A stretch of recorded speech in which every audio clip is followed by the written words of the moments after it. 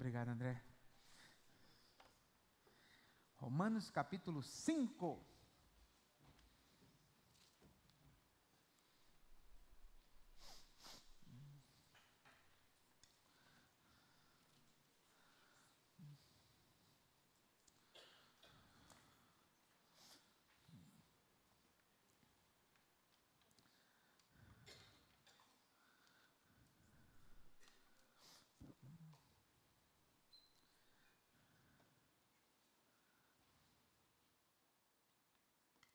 Obrigado, filhão. Queria ter um filho assim, viu? Hã?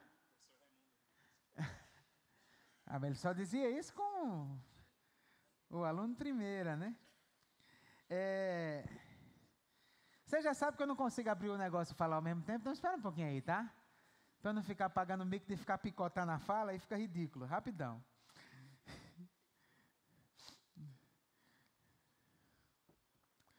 Minha esposa fica doente.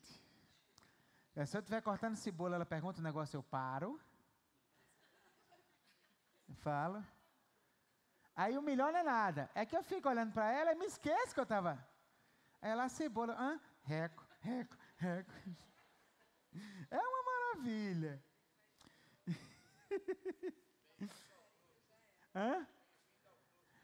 Pronto. Mas eu tenho uma pior do que essa. Uma das coisas que eu mais gosto de fazer é nada, né? É muito bom. Mano, é muito gostoso, né? Você de repente, um dia de trabalho, você chega em casa, hein, Arnaldo? Sentar assim e não fazer absolutamente nada. Pronto. A gente se mudou agora, sabe? A gente acabou de se mudar. E o apartamento tem uma vista muito legal. Vai ser meu paraíso. Fica olhando para as ruas e os carros só. Os ônibus. Eu. E pensando em quê? Nada. É muito bom. O problema é que às vezes eu estou fazendo nada na frente da televisão. Aí Débora lá da cozinha está ouvindo o jornal. Aí dá uma notícia bem invocada assim, ela, como foi e saiu? Eu digo, saiu o quê? Que falou na televisão? De que televisão? Essa que você está na frente, animal. Meu Deus, isso não é possível. Né? Então, assim, é este que vos fala. E olha, você está vendo? Eu conversando isso, ó, e passando 2 horas para abrir o negócio aqui. Deixa eu ver. Na quarta passada, nós vimos algumas coisas fenomenais. Nós encerramos o capítulo 4, né, em que Paulo faz um longo discurso, tendo como base a história de Abraão. Nós vimos que ele não fala de Abraão simplesmente porque ele tem saudade de Abraão ou porque ele gosta de Abraão. Porque Abraão é o exemplo perfeito daquilo que ele tinha acabado de ensinar na segunda metade do capítulo 3. Que foi o quê? Que Deus resolveu nos comunicar justiça da parte dele quando nós cremos em Jesus. Como ninguém aqui tinha justiça nenhuma para dar, ele resolveu dar justiça para a gente. E essa justiça é pela fé. Quando você crê em Cristo, o sangue de Jesus é como a tampa, o sangue que era derramado na tampa da arca, cobre nossos pecados, Deus não vê nossos pecados, maravilha. No capítulo 4, ele vai apresentar as provas bíblicas disso. Ele vai mostrar Abraão já tendo sido justificado pela fé. Ele vai citar um salmo em que Davi já ensinava isso, a felicidade que um homem tem quando Deus não atribui culpa, quando Deus perdoa o seu pecado, ou seja, é Deus quem age, é Deus quem faz o sujeito justo diante dele, é Deus quem toma a iniciativa de perdoar. E aí ele termina falando sobre a natureza da fé. E em essência, qual é a natureza da fé? E ele faz um paralelo fenomenal entre a situação de Abraão e a fé que você precisa ter em Jesus hoje. Em essência, qual foi a natureza da fé de Abraão? Ele acreditou que Deus poderia ressuscitar os corpos mortos dele e da sua esposa. Ele incapaz de gerar filhos, já numa idade muito avançada, ela em idade avançada e também com uma mulher infértil, né? Então o que acontece? Quando Abraão creu que seria pai de uma grande nação, de acordo com a declaração que Deus tinha dado, ele estava acreditando que Deus tinha poder de dar vida a defunto. Esse é o argumento de Paulo. Aí ele vai e diz assim: dessa mesma maneira, nós hoje precisamos crer que Deus ressuscitou Jesus dentre os mortos. E aí a gente percebe que a ressurreição é um elemento central na doutrina cristã e que a gente não pode falar só da morte de Jesus. Jesus morreu por você, derramou seu sangue por você, tudo isso é verdade, mas Jesus ressuscitou por você. Uma vez que ele venceu a morte, você pode ter certeza, ele lhe livrou da morte. Mas que competência ele teria para lhe livrar da morte eterna, se ele mesmo fosse um refém da morte eternamente? Isso não faria absolutamente nenhum sentido. Então a ressurreição de Jesus é a garantia da nossa ressurreição. Isso é central na teologia de Paulo. Aí Paulo encerra o capítulo 4. Trocando em miúdos, Paulo já disse, ele afirmou, a justiça que podemos ter diante de Deus é justificados pela fé em Cristo.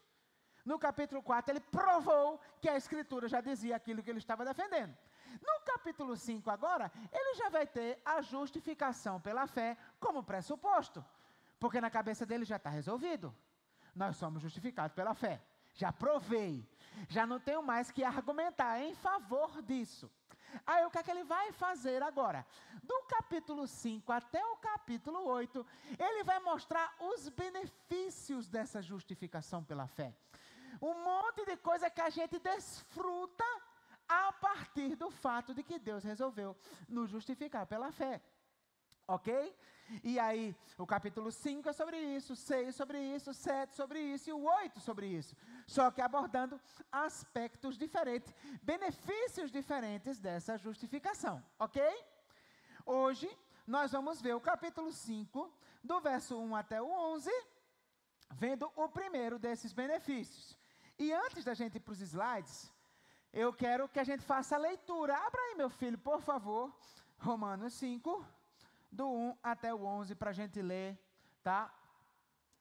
Hoje a gente vai fazer a leitura primeiro do bloco, porque é um bloco bem coeso e fica legal a gente fazer a leitura do bloco. Inclusive, uma das coisas que eu não queria que acontecesse era, pelo fato da gente projetar o texto, você se acostumar a não trazer Bíblia. Lógico, sua Bíblia não tem que ser de papel, pode ser eletrônica, não tem problema. Mas é importante você ter uma Bíblia na mão.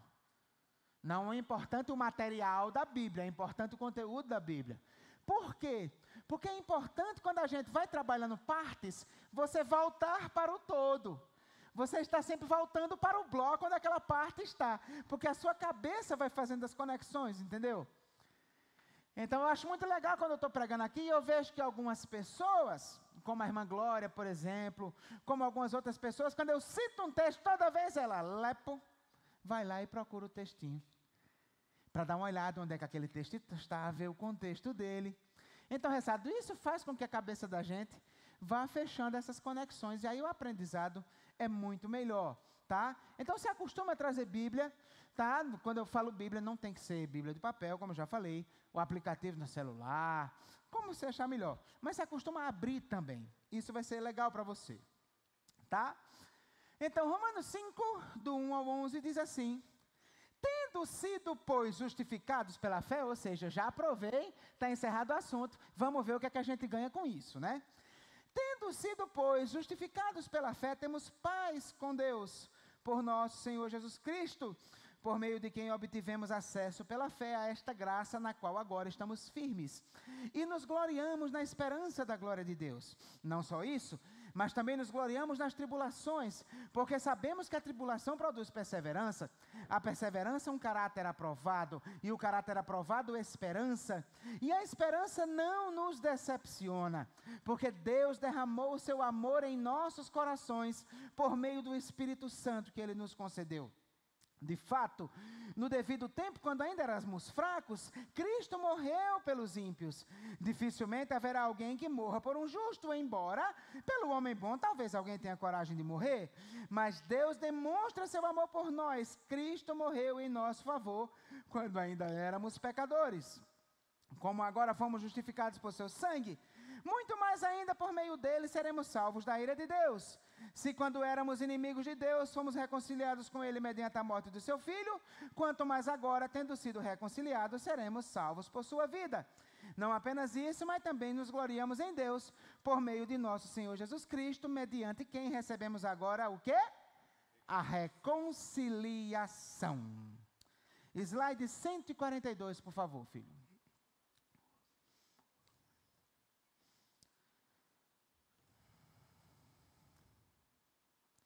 Então, queridos,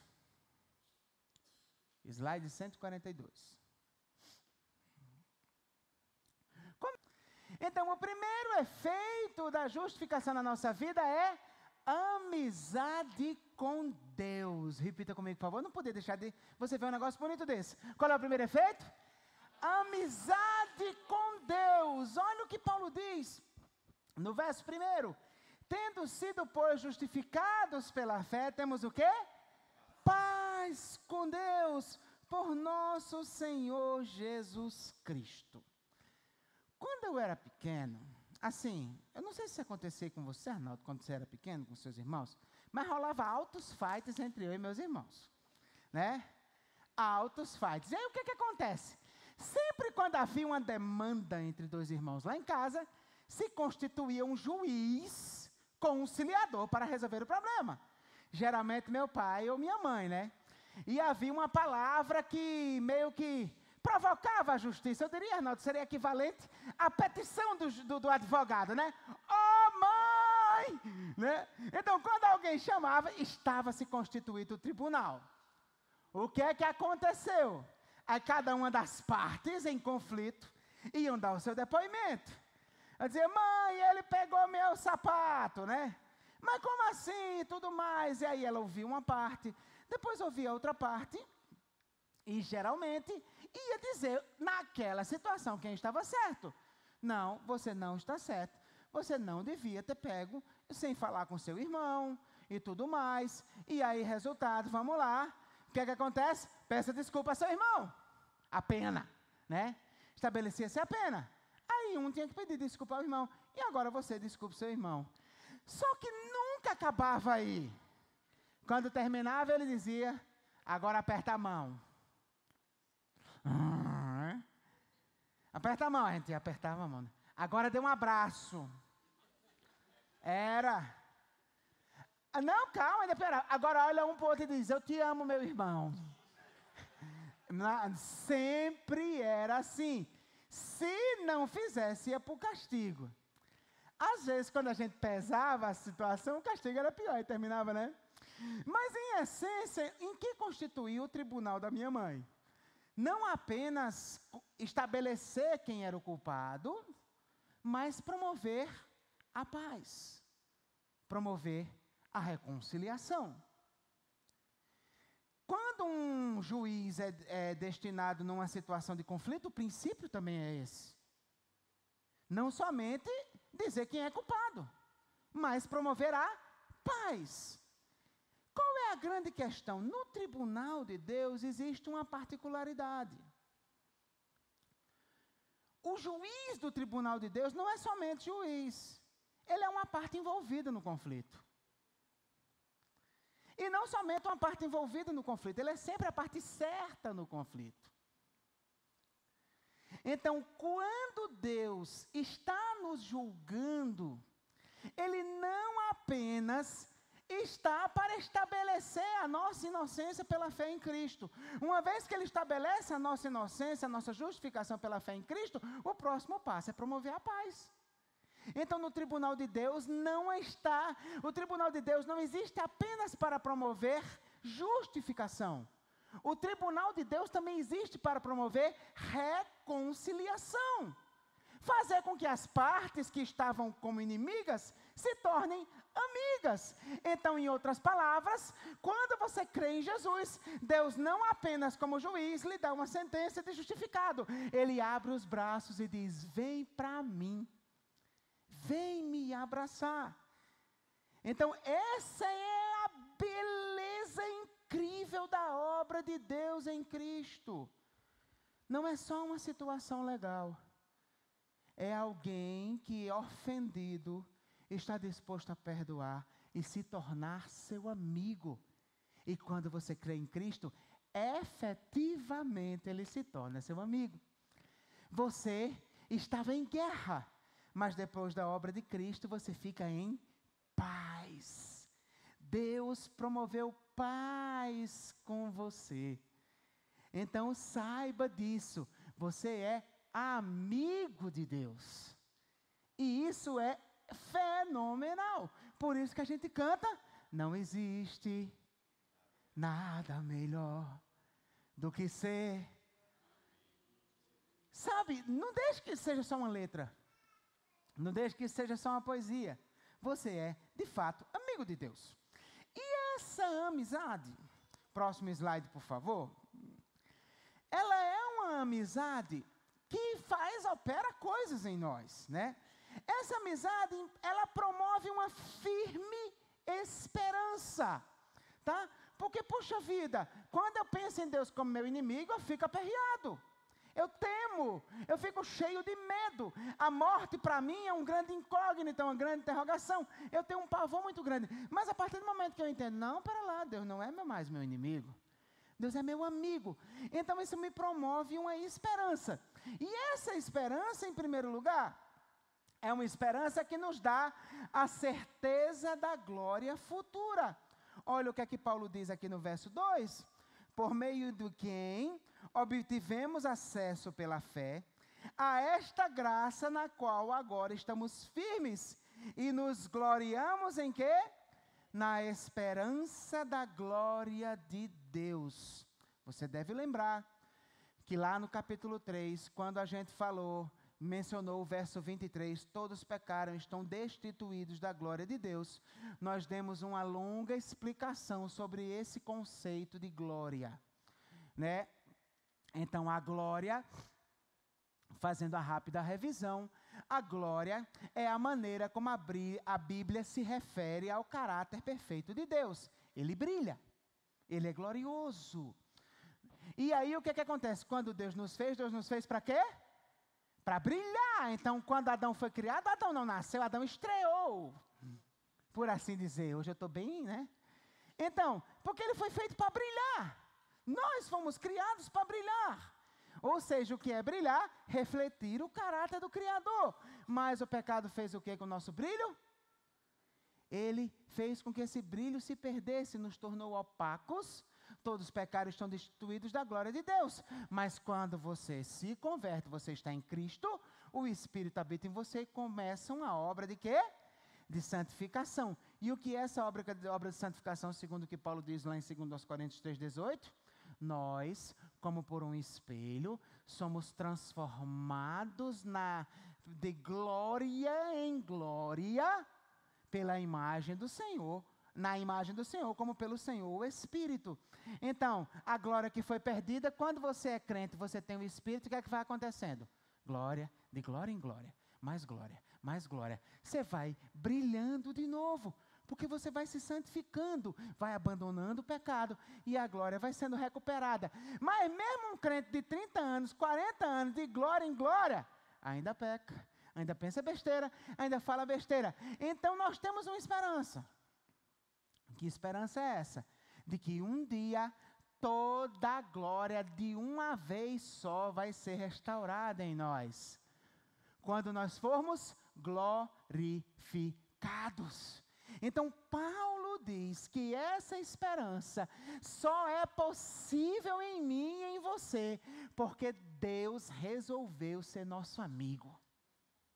Uma vez que a gente passou a ter paz com Deus, uma vez que fomos reconciliados com Deus, nós temos a esperança da glória. Nós estamos vivendo, esperando esse dia. Senhor, é hoje que Jesus vai voltar? É hoje que a trombeta vai tocar, é hoje que os mortos vão ressuscitar, é hoje que nós vamos ser glorificados. Então nós temos essa esperança. Essa esperança nos dá certeza, quando Jesus voltar, nós seremos glorificados. Nós, os que somos justificados pela fé e tivemos paz com Deus, fomos feitos amigos de Deus. Amém? Essa esperança, ela não somente nos dá certeza da glória futura, mas essa esperança que é o resultado da amizade que a gente tem com Deus, é uma esperança que é moldada como? No sofrimento. Olha o que é que ele vai dizer. Não só isso, ou seja, não somente a gente tem certeza da glória futura, não somente nós temos a esperança da glória, mas nós também nos gloriamos, e olha que Paulo faz um jogo de palavra, né? Não somente a gente sabe que vai ser glorificado, mas nós também nos gloriamos nas tribulações. Olha que negócio interessante. Um crente vive, ai, Deus é meu amigo, eu tenho certeza que eu vou ser glorificado, a glória de Deus vai me absorver um dia, eu estou certo disso, mas enquanto isso não acontece, o que é a vida da gente, em resumo? Teia, meu amigo, sofrimento, notícias difíceis, lutas, uma atrás da outra. Quando você resolve um problema, já tem 5 na fila. Essa é a minha e a sua vida, ou não? Amém? É verdade ou não é? Então, o que é que acontece? O que é que Paulo diz que é incrível? Ele diz, a gente não só está esperando a glória, a gente já se gloria hoje, mesmo em meio aos sofrimentos. Nos gloriamos nas tribulações. Por quê? Porque tribulação na vida de um crente não é de graça. Tribulação na vida de um crente coloca o crente num processo. E que processo é esse? A tribulação produz o quê? Perseverança. Ou seja, você vive sofrendo, você tem 2 opções. Ou você persiste, servindo a Deus e querendo crescer com Ele em meio ao sofrimento, ou você desiste. Né? Então, a tribulação lhe obriga a seguir em frente. Perseverar. E a perseverança é como uma musculação espiritual. Desenvolve você. Então, a tribulação produz perseverança. A perseverança é um caráter aprovado, ou seja, você mostra quem você é em meio às dores. Então você vai perseverando, lutando, e o sofrimento vem, e o problema vem. E chega a hora que você pergunta, meu Deus, o que é que tem de errado comigo? O Senhor me escolheu para derramar, mas não. Esse é o agir de Deus, molda a gente, lapida o nosso caráter e faz nós sermos as pessoas que nós não éramos, a partir das lutas, a partir das dores. E esse caráter aprovado na dor é o caráter de quem tem esperança. Eu espero em Deus. A esperança, ela não surge assim, plim. Não, a esperança é fruto desse processo de perseverança no sofrimento. Olha, vocês sabem dessa história. Até hoje, o maior sofrimento da minha vida foi o que eu passei lá em Belém. Eu não tenho como encontrar nenhum tempo da minha vida que eu tenha sofrido mais do que aquilo. O sonho da vida da gente era ter filhos. E aí Deus moveu a história de um jeito inimaginável. Eu estava dando uma palestra para casais, e aí um casal que estava na palestra terminou, me procurou e disse, olha, pastor, Deus tocou no nosso coração, e nós vamos presentear vocês com a fertilização in vitro. Luiz, o casal colocou R$25 mil num envelope e deu para a gente. Venha-me, convenha-me, isso é milagre, não é não? Eu orava para Deus fazer um milagre e Débora engravidar, sem eu conseguir fazer filhos por meios naturais, com a minha oligospermia acentuadíssima. Aí Deus fez um milagre, na minha opinião, foi maior, porque um camarada e a mulher decidiram pegar 25 mil conto e dar assim, vai lá fazer tratamento para engravidar. Então, naquele momento, a gente teve a certeza, chegou a nossa vez, né? Deus agiu. É agora. E nós fomos fazer o tratamento. Débora guardou todas as caixas e todos os remédios que o médico mandou tomar, as injeções que eu dava na barriga dela assim. Está entendendo? Ela guardou para ficar na memória, para quando o nosso filho nascesse, tá ali o memorial da história, tirava foto e tudo mais. E aí, resultado, fizemos a tentativa e deu errado. E o problema era comigo, não era com ela. Ela tinha saúde sensacional. O médico disse, por causa da saúde dela, as chances eram máximas para a gente ter filho. Aí, quando foi fazer, o problema foi com ela. Os óvulos dela que não foram bons. Completamente fora do esperado.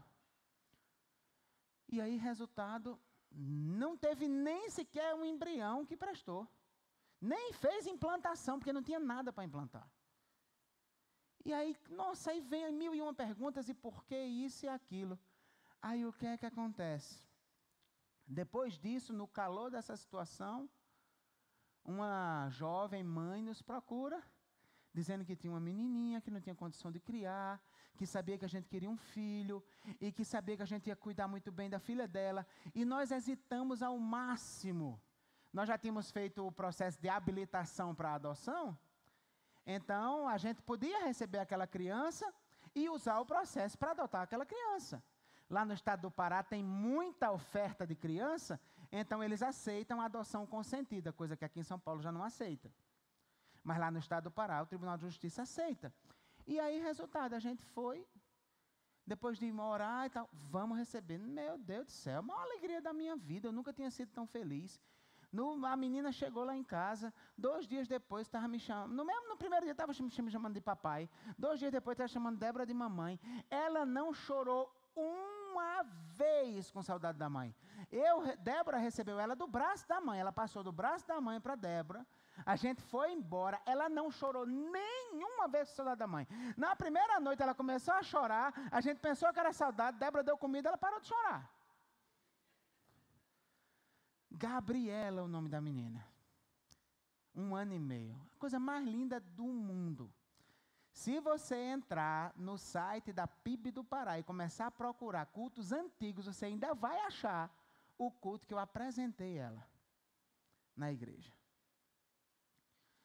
E aí, você estava lá, o Alex, nessa época, não estava? O Alex viu tudo. Esse rapaz de vermelho era minha ovelha lá em Belém. Ele viu tudo, todo esse processo. E aí, resultado, a igreja fez uma festa para receber. Os irmãos se juntaram, alugaram um salão. A gente voltou para casa, Marcos, com a carroceria de caminhonete cheia de presente, assim, ó. E Isaac brinca com coisa que a gente ganhou. E aí, resultado, 1 mês depois, a mãe se arrependeu e quis essa filha de volta. Eu me lembro os mínimos detalhes desse dia. Era uma segunda-feira, dia de folga. Eu tinha apresentado ela no domingo anterior, na noite anterior. Aliás, na manhã anterior. Passei a situação para a igreja, pedi oração para a igreja. Está lá, você consegue ver isso. E aí, resultado. Na segunda-feira de manhã, eu tinha acordado cedo para variar, né? E a gente colocou uma caminha dentro do nosso quarto, eu e Débora, a gente dormia na cama, e ela numa caminha assim. E aí eu acordei e fui para uma rede no outro quarto. Fiquei lá, fazendo o quê? Nada. Aí daí a pouco ela acordou. E ela foi, fez papai. Eu fiz, estou aqui, meu amor. Aí ela veio, subiu na rede e ficou ali comigo. Só me dando beijo, só me dando beijo. E aí, resultado, foi incrível. Aí Débora foi, levantou, sentou na rede também e a gente ficou. Ela passava para Débora, passava para mim. Aí o telefone tocou. Nesse momento, era da Defensoria Pública. Ela já tinha ido na Defensoria Pública e quem ligou para mim foi a assistente social da Defensoria Pública. Dizendo que a gente estava com a filha dela e que queria o meu endereço para um mandato de busca e apreensão. Eu disse, minha senhora, você não está entendendo. Nunca nos negamos a entregar a filha a ela, caso ela quisesse. Essa filha dela está conosco porque ela nos entregou. E se ela quiser a filha de volta, eu vou deixar aí agora. E aí, resultado, nós trocamos de roupa e fomos deixar a menina lá. E aí, chegamos lá, entregamos a criança. E, Dina, sabe qual foi a minha maior dor? É que a menina chegou até ela. E você sabe o que foi que ela fez com a menina? Nada. Ficou no celular. E eu vendo aquilo, eu digo, meu Deus, eu não consigo entender o que é isso. Não, qual a explicação disso? Ela não deu um abraço na menina. Ela não deu um beijo na menina.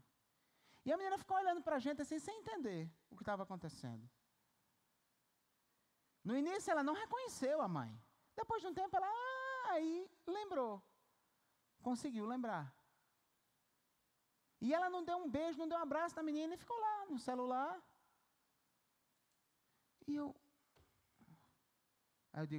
Aí eu chamei a assistente social, eu digo, por favor, eu queria um documento seu, dizendo que isso foi feito na sua frente. Ela, isso não é necessário, você pode me dar ou não? Ela, não posso. Eu digo, então eu quero. Ela fez lá, pegou. Aí saímos. Eu e Débora, sem dar uma palavra. Lá na Cidade Baixa. E aí, entramos no carro, saímos. Eu não sabia nem para onde eu estava dirigindo. De repente, eu encostei o carro, explodi no choro. E ela também. E olha, eu chorei 6 meses. Mas essa experiência me moldou de um jeito que eu não tenho como explicar. Eu nunca mais fui a mesma pessoa depois disso. Eu aprendi a lidar com a dor. E isso me capacitou mais a lidar com a dor do outro. Ajudar o outro na sua dor. Eu aprendi a ser mais misericordioso. Isso domou meu temperamento. Eu era uma pessoa explosiva. Eu era uma pessoa arrogante. Sabe, a dor me quebrou todo. Eu virei uma moça diante do que eu era. Eu sou uma flor de formosura. Está entendendo? Borboletas voam sobre mim. O sofrimento tem esse poder. O sofrimento transforma você. E eu queria abrir um parênteses aqui para uma situação que hoje é muito real no nosso mundo em relação a isso. Nós somos de uma geração que sofreu para ter as coisas. Você sofreu para ter as coisas. Você sofreu, graça. Hein, Maurição? Você sofreu para ter o que tem. Né? Hein, Rodney? Hein, Luiz? Você sofreu para ter as coisas, cara. O que é que acontece? A nossa geração está querendo evitar que os nossos filhos sofram. E nós temos que ter muito cuidado com isso. Eu não estou falando que todo mundo aqui está fazendo isso. Eu estou dizendo que é uma tendência. A gente tem que ter muito cuidado com isso. Por quê? Porque o nosso caráter foi fruto do nosso sofrimento. E se nossos filhos sofrerem, como que o caráter deles vai poder ser moldado? Talvez porque você dá tudo que seu filho quer, é que ele não respeita você. Você está entendendo? Essa é a grande questão. A gente tem que ter cuidado com isso. A gente precisa ajudar os nossos filhos, mas eles precisam viver as lutas deles. E a gente está lá do lado, lutando com ele, mas ele tem que calejar a mão. Ele tem que sofrer. Ele precisa saber o quanto custam as coisas, porque senão, está nem aí para a vida, está nem aí para nada. Eu vi até um dia desse, isso me chamou a atenção demais, porque eu estava refletindo sobre isso. Eu vi um dia desse no Facebook, uma pessoa postou, era tipo um gráfico assim, uma roda que girava, né? A geração pobre, né? A geração que sofre, faz o mundo ficar melhor. Aí a geração que nasce nesse mundo melhor, que não sofre, desgraça o mundo que seus pais construíram. Aí os filhos dele vão ter que sofrer. Aí eles vão e moldam o mundo melhor. E aí os netos dele, que vão nascer quando está tudo tranquilo, tudo beleza, aí vai de novo desgraçar o mundo. E parece que a história da humanidade vai girando nesse ciclo vicioso, sabe? Isso é muito significativo. Deus usa o sofrimento para moldar a mim e a você. E Ele faz isso, sabe por quê? Porque Ele é seu amigo. Para que você aprenda a viver a esperança. Porque essa esperança é a força que lhe leva para seguir em frente. Se não for essa esperança no futuro, essa esperança de que Deus está no controle, essa esperança que faz você acreditar que Deus lhe ama, apesar das lutas, você não tem vontade de viver, cara. Para que viver? Você não aguenta o tranco do sofrimento. Então,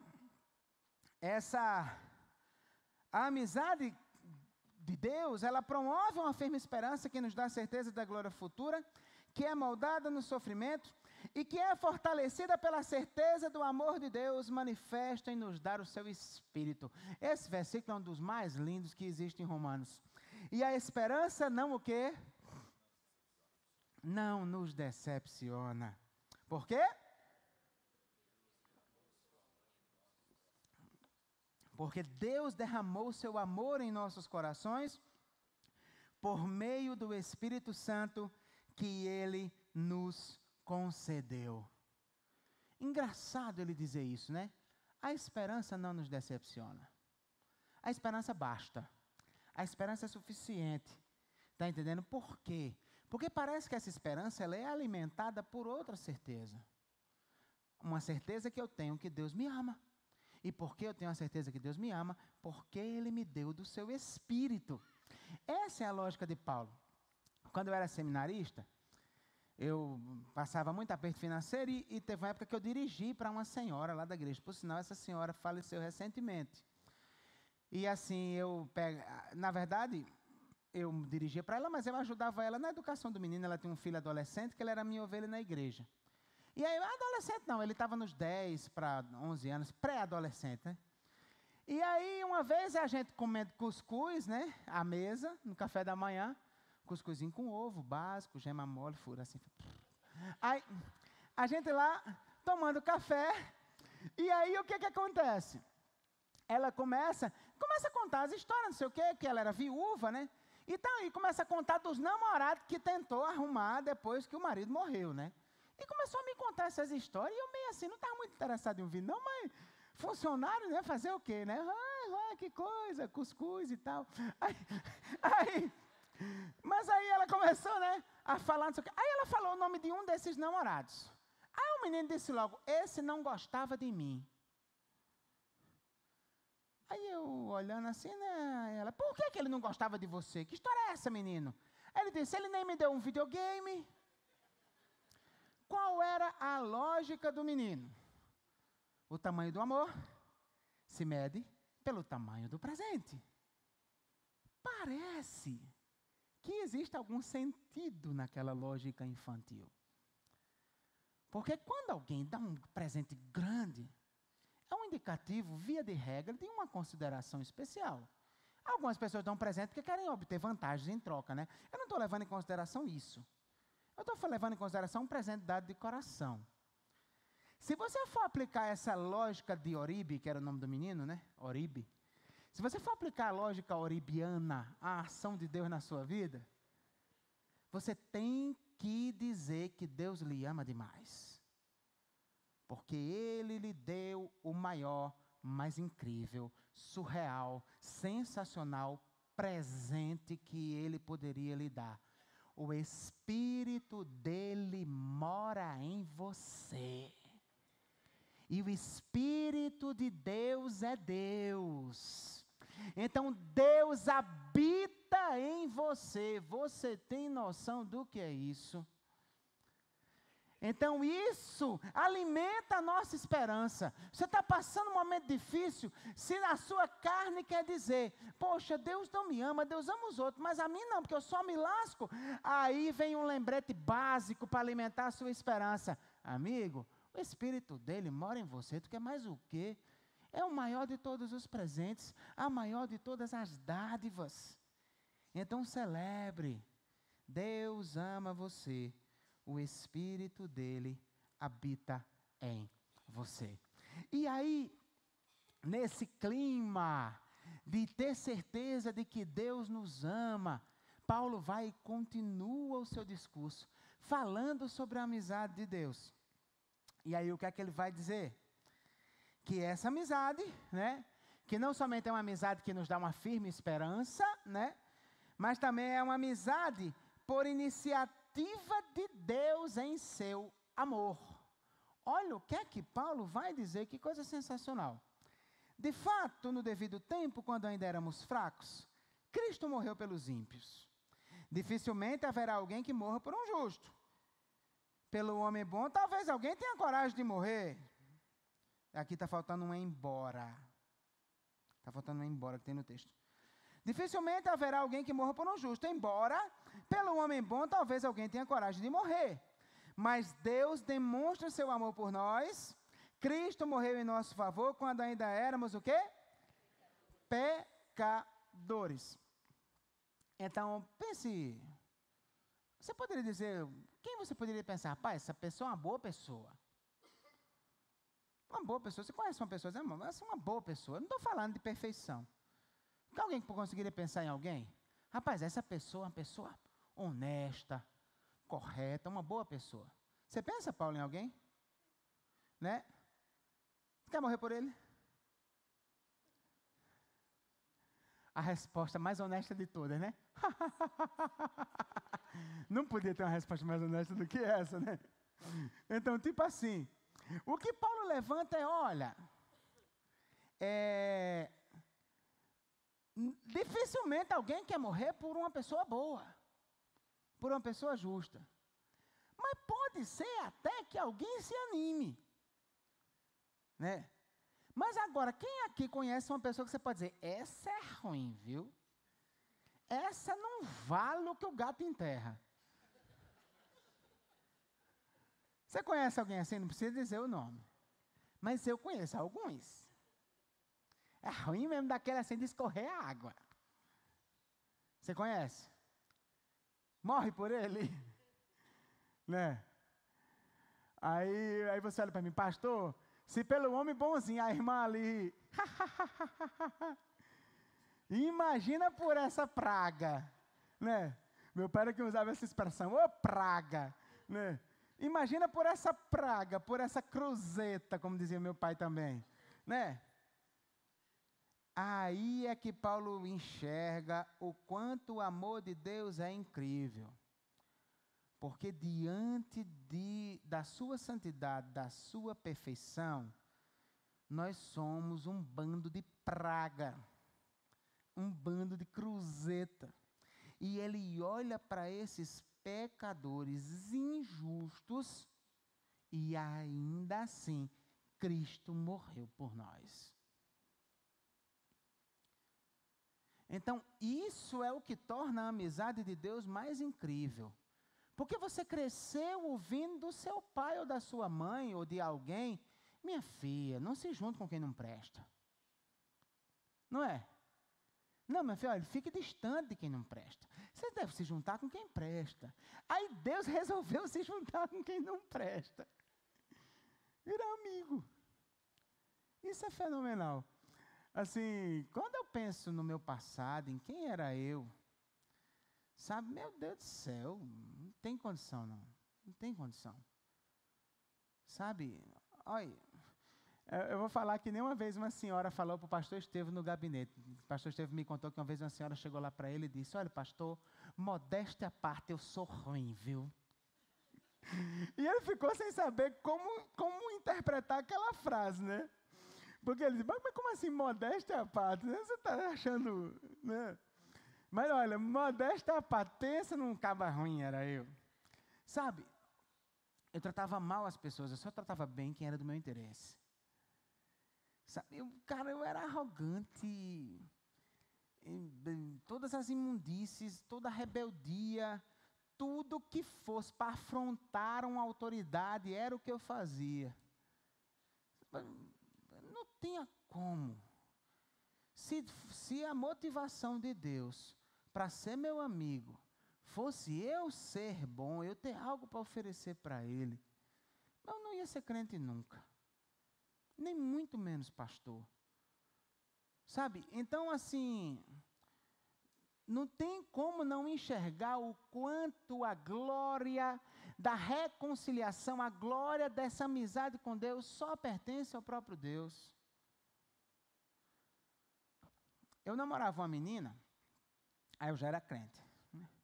E uma vez ela chegou para mim e me perguntou, o que você viu em mim? Isso é pergunta perigosa, né? Eu vivo dizendo a Débora, minha filha, não faça perguntas que você pode não gostar da resposta, tá? Então, a pessoa, o que é que você viu em mim, né? Aí eu disse, eu digo, me pegou de surpresa, peraí, deixa eu processar aqui, para encontrar umas qualidades. Aí comecei a dizer umas qualidades que ela tinha e tal.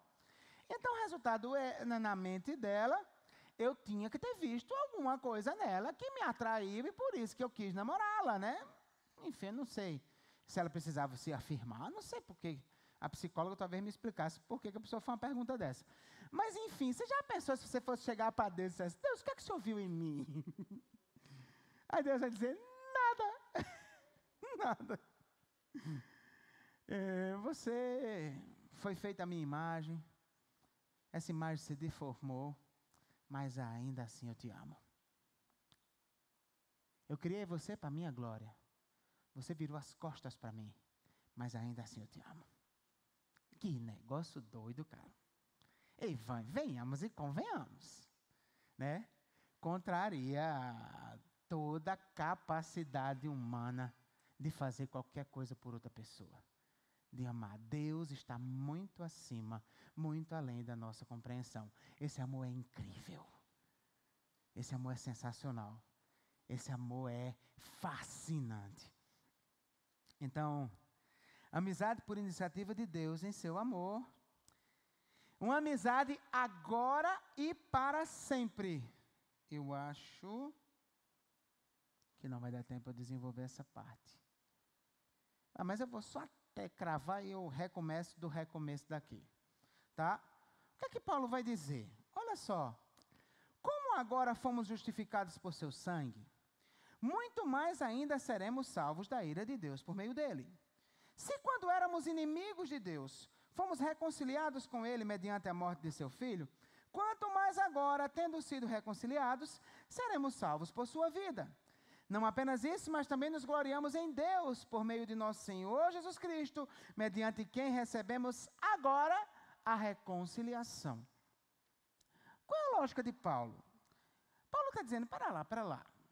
Quando a gente se converteu, quando Deus declarou o veredito sobre nós, justificado pela fé, nós mudamos de status. O que é que nós éramos antes disso em relação a Deus? Inimigos. Estávamos em guerra. Mas quando fomos justificados, nós passamos a ter o quê? Paz com Deus. Nos tornamos amigos. Então a gente subiu de nível, né? Então o resultado, você inimigo. Você agora amigo. Aí o que é que Paulo diz? Vem cá, se Deus me amou quando eu era inimigo, quanto mais agora como amigo? Se Deus me justificou, se eu fui reconciliado quando eu era inimigo de Deus por meio do sangue de Jesus, quanto mais agora que eu já sou reconciliado, não posso ter certeza que vou ser salvo no dia final. Então Paulo agora está elaborando para nós uma certeza que deve ser fundamental na sua teologia, a segurança da salvação. Paulo está dizendo, camarada, quando você não era nada, era inimigo, Deus lhe quis. Agora, muito mais. Porque você não é mais inimigo, agora você é amigo. Então você pode ter a certeza, essa amizade não vai ser desfeita. Aconteça o que acontecer, você não vai perder a sua salvação. Se você de fato mudou de status de inimigo para amigo, você pode ter segurança da sua eternidade. É por isso que nós, batistas, temos na nossa declaração doutrinária, próximo slide, por favor, meu filho, essa afirmação. Todo mundo consegue ler? Consegue? Vamos ler todo mundo junto? Vamos lá? A salvação do crente é...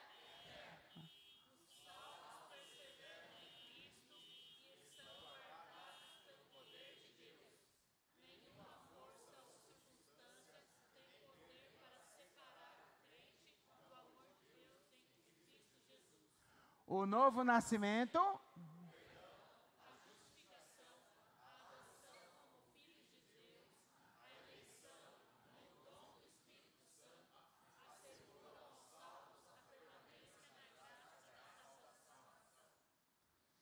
Então, presta atenção. Nós, batistas, temos isso como uma marca doutrinária nossa, da qual nós não abrimos mão. É impossível uma pessoa que é crente de verdade, que se converteu de verdade, que foi salvo de verdade, deixar de ser crente, se desconverter, se dessalvar. A obra da salvação é de Deus e não nossa. Na próxima quarta-feira eu preparei alguns slides aqui com outros textos para afirmar essa verdade ainda mais, consolidar ela no seu coração. Porque o diabo ele usa de 1001 maneiras para fragilizar você, enfraquecer a sua fé. Então, resultado. E essa mentira que algumas pessoas defendem, que quando você peca, você cai da graça, você perde a salvação, é uma dessas mentiras do diabo. Está entendendo? Porque você já pensou, olha só a caricatura que se faz do relacionamento com Deus desse tipo de doutrina. Eu estou salvo, vou para o céu. Aí contei uma mentira, vou para o inferno. Aí, Senhor, em nome de Jesus, me perdoa. Agora eu vou para o céu de novo. Aí, daqui a pouco, eu olhei ali para o corpo da mulher. Vou para o inferno. Ai, meu Deus, em nome de Jesus, me perdoa. Meu Jesus, que derrota deve ser uma vida dessa. Que lástima deve ser uma fé dessa. Porque, presta atenção. E se em algum momento uma coisa lhe distrair, você não perceber que pecou? Lascou. Aí você não se lembra se pediu perdão. Ai, mas eles tinham estratégia, né? No final do dia, você, Senhor, perdoa tudo que eu pequei hoje. Você acha que isso é pedido de perdão de verdade? Isso faz sentido para você? Que nem o pior, algumas orações que o pessoal fazia. O pessoal fazia oração e no final dizia, com o perdão dos nossos pecados, em nome de Jesus, faça-me o favor. Está entendendo? Você, imagina só, Valdemir. O cara te fez uma tremenda de uma coisa errada, te magoou, te agrediu, tá entendendo? Aí o cara vai falar contigo, olha, cara, eu preciso que você pegue aquele negócio para mim, que você faça aquilo e tudo mais, me ajude naquele negócio, tudo mais, com o perdão daquela ofensa, valeu. Não, gente. Arrependimento é se derramar, é se quebrantar, é se envergonhar. Precisa de confissão. Arrepender-se é confessar e deixar. Resumo simples. O que é arrependimento? Confessar e deixar. Precisa de confissão. Então você precisa dar real para Deus. Senhor, eu não devia ter feito isso. Tem misericórdia de mim. Então, assim, não tem como. Não tem como. Sem contar o fato de que, de repente, imagina a cena. Estou eu aqui no centro de Mauá, né? E aí cometi uma das minhas infidelidades conjugais. Comi uma coxinha escondida de Débora. Isso é uma infidelidade conjugal. A minha infidelidade conjugal é essa, tá? Que eu como escondido dela e ela fica pegando no meu pé para eu comer coisas saudáveis e tal. Só que aí ela tem existe uma adúltera no nosso relacionamento, que é aquela frutal, aquela lanchonete ali, que é uma delícia, e o pastel da feira. Embora o pastel da feira ela permite. É só na quinta, né? Então. Mas aí o que é que acontece? Aí você imagina, né? Aí eu vou ali, né? Com uma coxinha, um suco de laranja com morango, porque tem esse lado bom. Ali eu não tomo Coca-Cola, eu só tomo suco. Porque é uma delícia, os sucos são muito bons. Olha. Por incrível que pareça, há um lugar em que eu não tomo Coca-Cola, eu tomo suco. É ali. Aí eu estou ali, aí com uma coxinha e tudo mais, né? Aí eu saio termino de sair, ela liga para mim. Aí eu vou, atendo o telefone. E aí, tá onde? Não, estou aqui no centro. Né? Ela, tá, beleza, tal, não sei o quê. Olha, precisa disso, daquilo. Eu digo, não, tá bom, tal. Aí, resultado. Aí ela, você não está comendo escondido não, né? Aí eu vou e digo, poxa, não estou afim desse BO no meio da rua, o povo olhando, o pastor da igreja, minha filha, entenda, né? Aí eu digo, não. Aí eu na hora vou e cedo à tentação. Aí eu digo, não estou comendo não. Menti, ó. Aí eu digo, quando eu chegar em casa eu vou confessar para ela. Aí desliga o celular. Aí uma bala perdida, puf, aí eu morro. Aí para onde é que eu vou? Segundo essa galera, eu vou para o inferno. A obra de Cristo na cruz, seu sangue derramado, não vale nada, porque eu escondi a coxinha, a obra de Cristo perdeu o seu efeito. Cara, isso é sinistro, meu. É reduzir a obra de Cristo a nada. Vocês percebem o drama do negócio? É demais para minha cabeça. Aí pronto, aí lá vou eu chegar lá. Aí, eu chego no inferno, aí está o diabo fritando coxinha.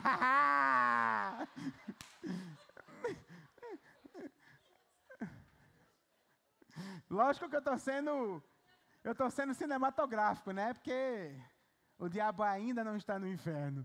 Então, né? Aí está lá o diabo fritando coxinha. Quer? Aí eu, meu filho, lascou, né? Você está entendendo? Então, não. Paulo está dizendo para você nessa noite, se você quando era inimigo, Deus lhe amou, muito mais agora como amigo, tenha certeza, esse amigo não deixa você. Esse amigo não abandona você. Deus nos abençoe. Vamos orar. Ai meu Deus, hoje foi demais. Feche seus olhos, curva sua cabeça, Pai querido. Obrigado por teu ensino em Romanos, Pai, que sempre nos edifica, nos desafia, nos motiva a seguir em frente, Pai. Pai, tem misericórdia de nós. Quantas e quantas vezes, Pai, nossas vidas caminham longe da Tua palavra. Que o Senhor, Teu Espírito em nós, traga a nossa vida de volta para a Tua palavra. E que aquilo que a gente lê, cada vez mais reflita aquilo que a gente vive, Pai. Nos abençoa. Derrama da Tua graça sobre nós. Tem misericórdia de nós. Nos dá uma boa continuação de semana na Tua presença. E muito obrigado, Pai. Muito obrigado pela reconciliação. Muito obrigado porque fomos feitos Teus amigos, Pai. E como Teus amigos, nós desfrutamos da melhor coisa que podemos desfrutar. Obrigado pelo lindo presente do Espírito Santo em nós. Honra, louvor, glória sejam dados a Teu nome, Pai. Porque o Senhor merece. O Senhor já provou o Teu amor por nós. Continua nos abençoando e nos lembrando disso todos os dias. Que o amor de Deus, o nosso Pai, a graça do nosso Senhor e Salvador Jesus, a comunhão, as consolações, as orientações e o poder do Espírito Santo de Deus estejam sobre vós, sobre todo o povo de Deus espalhado na face da terra, agora e para todo sempre. Amém. Deus abençoe, meu querido, minha querida. Que Ele te dê uma ótima continuação de semana, para a glória dEle, para a sua alegria.